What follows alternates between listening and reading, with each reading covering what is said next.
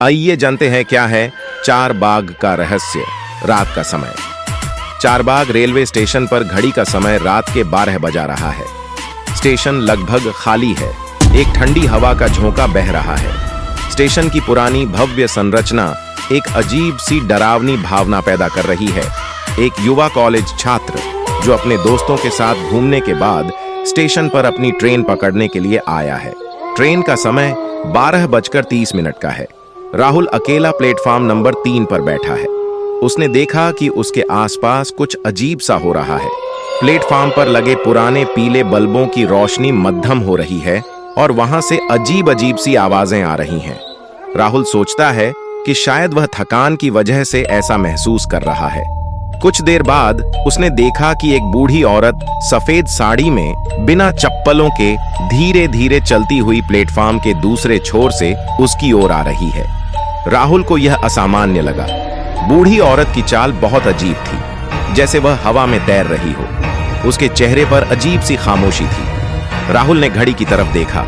12:15 हो गए थे। राहुल ने सोचा कि शायद वह ट्रेन की यात्री होगी और उसकी मदद के लिए उसकी ओर बढ़ा। जब वह बूढ़ी औरत के करीब पहुंचा, उसने महसूस किया कि चारों ओर की हवा अचानक ठंडी हो गई है। औरत ने राहुल की ओर देखा और धीमे स्वर में कहा, क्या तुमने उसे देखा? राहुल के शरीर में सिहरन दौड़ गई। उसने डरते हुए पूछा, किससे देखा दादी?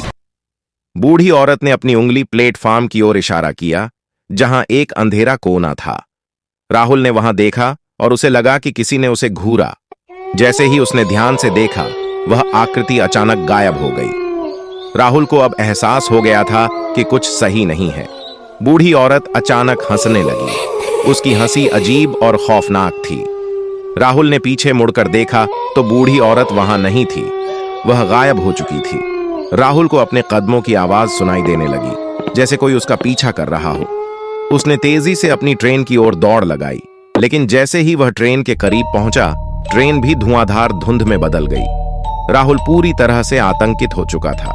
उसने चारों ओर देखा। स्टेशन पर कोई नहीं था। अचानक स्टेशन की घड़ी पर नजर पड़ी। समय 12 बजा रहा था।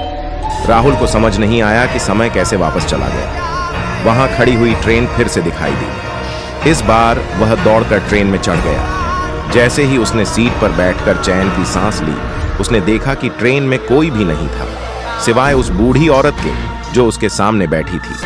औरत ने मुस्कुराते हुए कहा, यह ट्रेन तुम्हें वहां ले जाएगी जहां से कोई वापस नहीं आता। राहुल की चीख पूरे स्टेशन में गूंज उठी और ट्रेन धीरे धीरे धुंध में विलीन हो गई। चारबाग स्टेशन फिर से सुनसान हो गया, लेकिन स्टेशन की दीवारों पर अब भी राहुल की चीखें गूंज रही थीं, जैसे वह कभी वहां से गया